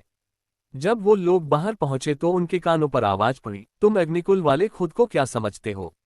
एक तीसरे दर्जे के लांछित कुल को नष्ट करने से तुम कोई बाहुबल बन गए हो क्या? भूलो मत कि तुम्हें तुम्हारे ही घर से धराकुल ने खदेड़कर निकाल दिया था। तभी एक और तिरस्कारपूर्ण आवाज आई, तुम्हारा कुल कभी भी इस पुरुष प्रधान समाज में टिक नहीं सकता और यही कारण था कि तुम्हारा कुल नष्ट हो गया था। तभी एक और लड़के ने कहा, हमने सुना है तुम्हारे कुल की लड़कियां काफी खूबसूरत होती है। अगर तुम अपने कुल की लड़कियों को हमारे पास भेजो तो हम ये मान लेंगे कि तुम लोग किसी ना किसी काम आ गए हो। हम तुम्हें इस मुकाबले में जीवित छोड़ देंगे। तभी एक बहारदार और उम्रदराज आवाज आई, सम्राट मार्तंड की नज़र तुम लोगों पर है, इसलिए बेहतर होगा कि तुम लोग अब कोई भी मूर्खतापूर्ण व्यवहार ना करो और ये प्रतिशोध का खेल छोड़कर वापस चले जाओ। ये सभी लोग उन कुलों के लोग थे जो लोग इस वक्त शौर्य के अग्निकुल के विरुद्ध धराकुल का साथ दे रहे थे, और इनकी नज़र अभी भी अग्निकुल पर ही थी। भले धराकुल ने शौर्य को रोकने की और उसे मारने की बात पीछे ली थी, पर बाकी कुल इससे पीछे हटने के बिल्कुल भी मूड में नहीं थे, क्योंकि ज्यादातर लोगों को शौर्य ने मचाई तबाही के बारे में पता ही नहीं था। इस वक्त लीना, शाश्वती, इंदुजा, रेवा, समर और शेरा वहां खड़े थे और उन्हें इन बदमाशों ने उनके निशान को देखकर घेर लिया था। इस वक्त वो सभी गुप्त कुल के क्षेत्र में थे, इसलिए वो लोग इन पर सिर्फ मौखिक हमले करके उनका मनोबल तोड़ना चाहते थे। यहाँ हर कदम पर उनके सामने एक शत्रु था, पर उन्हें क्या मालूम था कि लीना को छोड़कर वहां मौजूद बाकी लोग शौर्य के साथ काफी ज्यादा समय गुजार चुके थे। समर ने ऊंची आवाज में कहा, क्या हुआ, तुम लोगों की अभी से फट गई क्या जो हमें मुकाबले से पहले ही रोकने आए हो? घबराओ मत, हम तुम्हें यहाँ एकदम आसान मौत दे देंगे। तभी शेरा ने एकदम आलस भरी आवाज में कहा, यार मेरी बिरादरी के लोग भी ऐसे किसी को घेरते नहीं है, पर तुम तो कुत्तों से भी ज्यादा गए गुजरे निकले। क्या गुप्त कुल के लोगों ने कुत्तों को यहाँ बुलाया है क्या? तभी शाश्वती ने अपनी अर्धदैवीय स्तर की आभा को मुक्त किया और कहा, तुम लोगों ने अभी अभी जो कहा उसे अच्छे से याद रखा जाएगा और इसका जवाब हम कल के मुकाबले में तुम लोगों को अच्छे देंगे। ऐसा कहने के बाद वो लोग उसी भीड़ की तरफ बढ़ने लगे, पर किसी ने भी अब उन्हें रोकने की हिम्मत नहीं की। शाश्वती की ताकत देखकर अपने आप सभी लोग तुरंत पीछे हट गए थे, पर उन लोगों के आंखों में छुपा हत्या का इरादा अभी भी मौजूद था। वो किसी ना किसी तरह से अग्निकुल को नुकसान पहुंचाना चाहते थे। पर तभी एक प्रचंड दबाव उन लोगों को महसूस हुआ और लाल कवच पहने 20 लोगों की एक टुकड़ी तंबू की तरफ से बाहर निकली। इन सभी के शरीर से कातिलाना आभास निकल रही थी, मानो कोई आदमखोर जानवर बाहर निकल आया हो। उन सभी के आगे शौर्य, ज्वाला और सुगंधा चलकर आ रहे थे। वहीं उनके साथ एक और सदस्य था, पर उसके कपड़े पर दामिनी कुल का निशान था। ये सम्राट था। उन्हें देखते ही सारी भीड़ तितर बितर हो गई। ऐसी डरावनी आभा उन लोगों ने कभी भी महसूस नहीं की थी। सिर्फ उनकी आभा से ही मैदान में मौजूद लोगों की सांसें अटकने लगी थी। इसी के साथ शौर्य ने अपने शक्ति प्रदर्शन का पहला कदम उठा लिया था। उसके चेहरे पर एक कुटिल मुस्कान थी। 403 अपमान नहीं, घोर अपमान। शौर्य और उसके मुख्य कुलीय योद्धा मुरा शहर सुगंधा और ज्वाला के साथ पहुंच चुके थे। जब शौर्य ने बाहर आकर देखा कि किस तरह दूसरे कुलों और गुरुकुलों के लोग अग्निकुल को नीची नजर से देख रहे हैं और उनका अपमान कर रहे हैं, तो उसके मन में गुस्से का गुबार उठ गया, पर उसके साथियों ने उन सभी को मुंह तोड़ जवाब देकर उन्हें चुप करा दिया था। जब शौर्य और उसके मुख्य कुल के 20 शक्तिशाली योद्धा उनके तंबू से बाहर निकले तो उनकी आभा हर तरफ फैल गई थी। उनकी भयानक आभा को देखकर अग्निकुल को निचली नजरों से देखने वाले सभी लोग तुरंत चुप हो गए। ऊपर से इन 20 के 20 लोगों ने एक जैसे उच्च स्तर के कवच पहने थे। उनके कमर पर लगी तलवारें और उनके शरीर से निकलने वाली आभा लोगों के दिलों में डर पैदा कर रही थी। इन सभी की आंखों में खून की प्यास साफ साफ दिखाई दे रही थी। इन सभी की इस हालात का कारण थी इनकी पिछले आधे साल में हुई दर्दनाक ट्रेनिंग। सुगंधा ने इन सभी को पिछले आधे साल में हर दिन मौत के मुंह में धकेला था। इन्हें अपने से 2 से 4 स्तर ऊंचे दिव्य जानवरों से हर दिन लड़ने भेजा था, और इस जिंदा और मौत के अनुभव ने इन्हें ऐसा बना दिया था। वैसे तो ऐसे योद्धाओं की अग्निकुल के पास कोई कमी नहीं थी। उन्होंने अपने क्षेत्र से 2000 से ज्यादा लोगों को कुल में भर्ती किया था और उनका ऐसा दर्दनाक प्रशिक्षण करवाया था। उन सभी में ये 20 योद्धा सबसे खूंखार और खतरनाक थे, और पिछले कुछ दिनों में तो उन्होंने नर्क का अनुभव किया था। इसका कारण थी ज्वाला। वो खुद इनके खिलाफ हर दिन लड़ती थी और इन्हें हर दिन लगभग मारने के कगार पर पहुंचाती और फिर इन्हें अभिमान से चमत्कारी गोलियां लेकर ठीक करती थी। ऐसे हालातों से गुजरने के बाद जो टुकड़ी निकली थी वो आज किसी देवता स्तर के योद्धा को भी दबाने की क्षमता रखती थी। और समय एक एक अकेला योद्धा एक अर्धदैवीय स्तर के योद्धा के साथ भी मुकाबला करने की हिम्मत रखता था। स्वर्ग स्तर के योद्धा की तो औकात ही नहीं थी इनके सामने, ऐसा कहना बड़ी बात नहीं है। जब शौर्य ने इन सभी के साथ वहां एंट्री मारी हर तरफ सन्नाटा पसर गया। तभी शौर्य ने ऊंची आवाज में कहा, मैं अग्निकुल का युवराज शौर्य अग्निहोत्री उन सभी को सूचित करना चाहूंगा कि मैं तुम्हें आखिरी मौका दे रहा हूं। अगर अपनी और अपने कुल की भलाई चाहती हो तो हमसे उलझने के सपने मत देखो। जीवन बहुत सुंदर है, उसे हमें छेड़कर खराब मत करो। शौर्य की आवाज से उसका घमंड साफ साफ झलक रहा था, और झलकता भी क्यों नहीं, उसने देवता स्तर के लोगों को मारा था। फिर ये लोग क्या चीज थे। लेकिन जिन्होंने ये सुना उन्होंने खुद को शौर्य का मजाक उड़ाने से खुद को नहीं रोका, और भीड़ से अलग अलग ताने उन लोगों ने शौर्य पर फेंक कर मारे। एक मामूली कुल को हराने से कोई इतना महान नहीं बनता शौर्य। तुमने अभी हमारी ताकतों को देखा ही कहा है। तुम अग्निकुल के लोग बेहद घमंडी और बेशर्म हो। तुम्हें पता होना चाहिए कि हर शेर का सवा शेर होता है। चल झूठे, इतना भी मत फेंक कि कोई लपेट ना सके। शौर्य, औकात देखकर बात करो। हमारे नौकर भी महारथी स्तर के हैं, जिनकी संख्या 100 से अधिक है, और तुम यहाँ सिर्फ 20 लोगों के दम पर हुए धमका रहे हो। शौर्य, बेहतर होगा कि तुम अपने प्रतिशोध की इच्छा को यहीं दफना दो, वरना तुम्हारा ये अभी अभी उभर रहा ये कुल पूरी तरह से इस दुनिया से गायब ना हो जाए। क्योंकि हम लोग धरा कुल की तरह नहीं है जो तुम्हें जीवित रखेंगे, हम तुम्हें जड़ से उखाड़ देंगे। भीड़ की बातों को सुनकर शौर्य के मुंह पर एक तिरछी मुस्कान आई और वो किसी पागल इंसान की तरह हंसने लगा। उसके बाद शौर्य ने अपना हाथ लहराया और उसके साथ ही एक गोल चीज लुढ़कते हुए सभी के सामने आकर गिर गई। पहले तो भीड़ ने इस पर ध्यान नहीं दिया, पर जब उन्होंने उस गोल चीज को ध्यान से देखा तो वहां मौजूद कमजोर दिल की लड़कियों ने चीखना शुरू कर दिया। तभी एक आदमी भीड़ से बोला, ये तो दामिनी कुल के युवराज का शीश है। बस उसका इतना कहना था कि पूरी भीड़ ने लगभग एक साथ एक जोरदार सांस अंदर खींची और आंखें फाड़कर शौर्य को देखने लगे। तभी शौर्य के पीछे से समरस आगे आया और उसने लाल आंखों से भीड़ को एक नजर देखा और फिर उस कटे हुए सर पर अपना पांव रखा और उसे रौंद दिया। वो सिर पिचक गया और उसके अंदर का भेजा हर हर तरफ फैल गया। सम्राट ने दहाड़ते हुए कहा, हम सिर्फ धरा कुल के विरुद्ध नहीं बल्कि दामिनी कुल के विरुद्ध भी युद्ध का ऐलान करते हैं। जाकर दामिनी कुल के लोगों से कह देना कि विद्युत सम्राट आपस आ रहा है। कह देना उन लोगों को कि बिजुली की यज्ञ वेदी जलाकर रखे, इस बार उस वेदी में पूरे दामिनी कुल की बलि चढ़ेगी। उसके बाद सम्राट के चारों तरफ दैवीय बिजलियों की लहरें दौड़ने लगी और उसके अर्धदैवीय स्तर के योद्धा की आभा हर तरफ फैल गई। शौर्य ने भीड़ को देखा और फिर उन्हें चिढ़ाते हुए बोला, क्या हुआ, डर गए क्या? डरो मत, तुम लोगों के साथ इससे बेहतर व्यवहार किया जाएगा, मैं तुम्हें इस बात का वचन देता हूँ। उसके साथ एक बार और शौर्य वहां एकत्रित भीड़ पर हंसने लगा।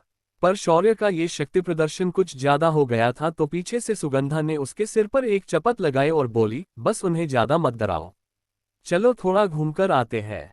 अगर सुगंधा ने पृथ्वी पर शौर्य को मारा होता तो अब तक शौर्य उस पर झपट पड़ा होता, पर अब वो सुगंधा का परपोता था, बेचारा अपनी दादी के साथ ऐसा नहीं कर सकता था। उसने सिर झुकाया और बोला, जी परदादी। ऐसा कहकर शौर्य चुपचाप आगे चलने लगा। उसके पीछे अग्निकुल की पूरी टुकड़ी एकदम अनुशासन से बढ़ने लगी। तभी भीड़ से कोई बोला, तुमने सुना? शौर्य उस लड़की को अपनी परदादी कह रहा था।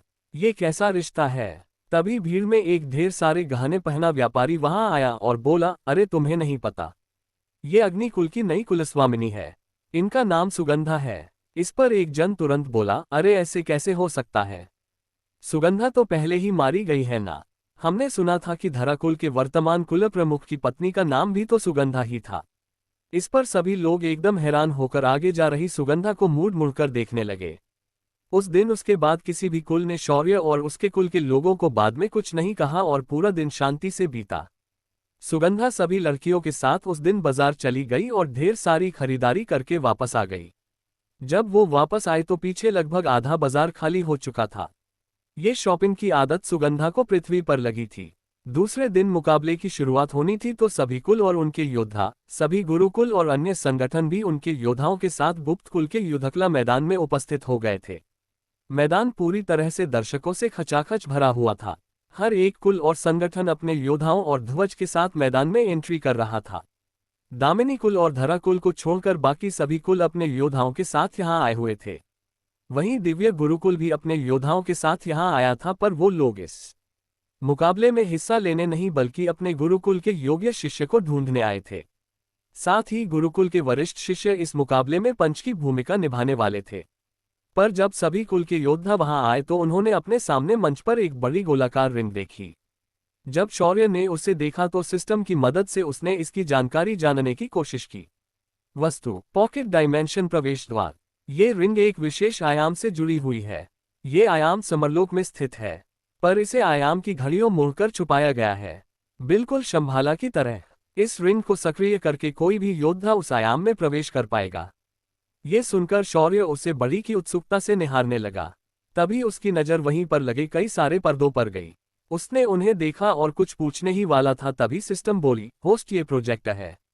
ये सारे के सारे पर्दे उस आयाम में मौजूद संचार रत्नों से जुड़े हुए हैं। ये तकनीक उन अंधे चोरों के संचार क्रिस्टल से ज़्यादा एडवांस है। ये देखकर शौर्य के मन में इच्छा जागृत हुई और उसने इस तकनीक को और गहराई से सीखने के बारे में सोचा। तभी सिस्टम ने कहा, मुझे मालूम है तुम क्या सोच रहे हो, पर मैं तुम्हें साफ बता दूं कि ये संचार क्रिस्टल महासागर के तल में पाए जाते हैं और इसे महासागर में रहने वाले जीव बनाते हैं, पर इनका मिलना बहुत मुश्किल है। अगर तुम इन संचार मोतियों को और रत्नों को पा लेते हो तो मैं तुम्हें इसका ज्ञान दूंगी। और हाँ, साथ ही तुम्हें मुझे इस बार पिज्जा खिलाना होगा। ये सुनकर शौर्य का मुंह बन गया और बोला, सिस्टम ऐसे खाने से तुम मोती हो जाओगी। तुम कुछ सामान्य चीजें नहीं खा सकती क्या? इस पर सिस्ट बोली, हाँ मैं आध्यात्मिक पत्थर भी खा सकती हूँ, अगर तुम कहो तो मैं उनसे अपनी भूख मिटा सकती हूँ। ये सुनते ही शौर्य ने तुरंत कहा, नहीं उसकी आवश्यकता नहीं है, मैं तुम्हें सब कुछ दूंगा, पर मेरे आध्यात्मिक पत्थरों को हाथ भी मत लगाना। इस पर सिस्टम खिलखिलाकर हंसी और उसे जीभ निकालकर उसके स्क्रीन पर आकर चिढ़ाने लगी।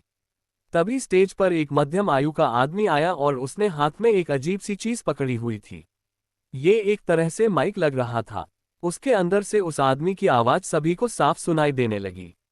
आप सभी का गुप्त कुल के इस वार्षिक मुकाबले में स्वागत है। हमारे पर्वत विष्णुगुप्त ने इस मुकाबले को 2000 साल पहले शुरू किया था। इसका उद्देश्य था कि हमारे कुल से संबंधित सभी साम्राज्य और क्षेत्र के लोग हमारे यहाँ आए और अपनी शक्तियों का प्रदर्शन करके एक दूसरे से नजदीकियां बढ़ाए। इसी महान उद्देश्य से शुरू किया ये मुकाबला धीरे धीरे दिव्य गुरुकुल का चयन मंच बन गया और तभी से लेकर आज तक हर 3 साल बाद दिव्य गुरुकुल इस मुकाबले से अपने गुरुकुल के लिए कुछ खास प्रतिभाओं को अपना शिष्य चुनता है। आज के इस मुकाबले के बाद भी दिव्य गुरुकुल अपने लिए शिष्य का चुनाव करने वाला है। उसके बाद उसने मंच के एक कोने की ओर इशारा किया और कहा, आज के इस खास अवसर पर दिव्य गुरुकुल की तरफ से हमारे बीच उनके वरिष्ठ आचार्य आए हुए हैं। ये सभी आचार्य दिव्य गुरुकुल के हर एक दिव्य द्वार के प्रमुख हैं। आज के इस मुकाबले से दिव्य गुरुकुल अपने लिए सर्वोत्कृष्ट शस्त्र विशेषज्ञ, सर्वोत्कृष्ट सारणी विशेषज्ञ, सर्वोत्कृष्ट वैद्य और सर्वोत्कृष्ट योद्धा चुने जाएंगे। उसके बाद उस आदमी ने एक गहरी सांस ली और कहा, हाल ही में कुछ घटनाओं के कारण आयुष कुल, लांछित कुल और संकल्प गुरुकुल इस मुकाबले में हिस्सा नहीं ले सकते। साथ ही हमें मिली खबरों के हिसाब से दामिनी कुल के प्रतिनिधि उनके युवराज की संशयास्पद तरीके से मृत्यु होने के कारण दामिनी कुल अपने दूसरे प्रतिनिधि को तुरंत यहां भेजने में असफल रही है। इसलिए इस बार ये दोनों कुल भी इस मुकाबले में हिस्सा नहीं ले सकते हैं। जब शौर्य ने ये सुना तो उसे लगा कि ये आदमी जानबूझकर ये सब बता रहा था। और हुआ भी ऐसा ही। पूरी भीड़ की नजरें अग्निकुल पर टिक गई। हर कोई अग्निकुल को नफरत से घूर रहा था। तभी उस आदमी ने एक बार और खांसते हुए भीड़ का ध्यान अपनी ओर खींचा और कहा, हमारे मकर साम्राज्य के सम्राट ने भी इस बार अपने प्रतिनिधियों को इस मुकाबले में हिस्सा लेने के लिए भेजा है। देवियों और सज्जनों, जोरदार तालियों से स्वागत कीजिए युवराज आर्यन और राजकुमारी कामिनी का। उसके साथ ही उस मैदान के प्रवेशद्वार से बख्तरबंद सिपाहियों के साथ एक सुनहरा कवच पहना हैंडसम लड़का और एक सुंदर लड़की अंदर आ गए।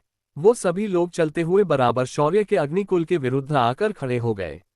आते ही युवराज आर्यन ने शौर्य को घृणा भरी नजरों से देख और कहा, तो तुम हो शौर्य अग्निहोत्री। तुम्हें पता होना चाहिए कि ये साम्राज्य तुम्हारे बाप का नहीं है जो तुम अपनी मनमर्जी से यहाँ कुछ भी कर पाओ। तुम्हारे जीने के दिन अब खत्म हो चुके हैं। सम्राट के आदेश से हम तुम्हें ठिकाने लगाने आए हैं। उसके पीछे खड़ी कामिनी ने भी नाक चढ़ाते हुए कहा, तुम जैसे घमंडी लड़के मुझे बिल्कुल भी पसंद नहीं है। मेरे पिताजी ने आदेश दिया है कि तुम आगे कुछ करो इससे पहले ही तुम्हें खत्म कर दिया जाए। मैं आशा करती हूं कि इस मुकाबले में तुम पहले चरण में ही खत्म हो जाओ। इस पर शौर्य ने अपने माथे पर उंगलियों से रगड़ा और फिर उन दोनों को देखकर मुंह बनाया और बगल में थूक दिया और फिर बोला, कितनी गंदी बदबू है। ये मुंह है कि शौचालय। इसके साथ ही उसने अपनी नाक पर हाथ रख दिया और मुंह बनाया। शौर्य के पीछे खड़े लोग भी तुरंत अपनी नाक पकड़कर शौर्य की तरह हरकतें करने लगे। वहीं बगल में खड़े बाकी लोग शौर्य और राजकुमार आर्यन के बीच की ये बातचीत सुनकर दंग रह गए थे। उनके मुंह भी एकदम अजीब तरह से मुड़ गए। वहीं युवराज आर्यन का चेहरा पूरी तरह से काला पड़ गया था। उसकी मुट्ठियां भींच गई और उसने दांत पीसते हुए कहा, शौर्य अग्निहोत्री, तुम अपनी औकात भूल रहे हो शायद। मैं इस साम्राज्य का युवराज हूं। मेरे सामने खड़े रहने की बजाय मुझे प्रणाम करो और मेरे सामने सिर नीचे करके बात करो। शौर्य ने जब ये सुना तो उसकी भौहें सिकुड़ गई और फिर उसने अपना हाथ उठाया और एक छपाक की आवाज आए और युवराज आर्यन उस मैदान में जमीन पर गिरा नजर आया। तभी अगले ही पल शौर्य तुरंत नीचे बैठा और जोर से बोला, युवराज, आप जैसे नाजुक इंसान को ऐसे खुले में नहीं घूमना चाहिए। यहाँ कुछ मच्छर जैसे घटक किच भी घूमते हैं। वो तो शुक्र है कि मैंने उससे समय रहते देख लिया, वरना आपको उसने डस लिया होता और हम अपने भावी समरस को खो देते। माफ करना, आपकी जान बचाने के लिए मुझे आपके गाल पर जरा जोर से मारना पड़ा। शौर्य ने एक अजीब तर्क देकर युवराज को मारकर अपनी सफाई भी दी। फिर शौर्य ने आर्यन के कान में कहा, तेरे बाप की भी इतनी हैसियत नहीं कि वो मुझे सिर झुकाने कहे। कभी देखा है भगवान को किसी इंसान के सामने सिर झुकाते हुए? युवराज आर्यन, अभी भी समय है, संभल जाओ वरना तुम्हारा अंत सबसे दर्दनाक हो सकता है और तेरा बाप मेरा कुछ नहीं बिगाड़ पाएगा। क्या शौर्य के इस हरकत से वो सम्राट मार्तंड से दुश्मनी कर बैठेगा? क्या शौर्य के लिए आर्यन कोई मुसीबत खड़ी कर देगा? क्या निशा गुप्त अपने कुल के अपमान का बदला लेने के लिए रचेगी कोई षड्यंत्र?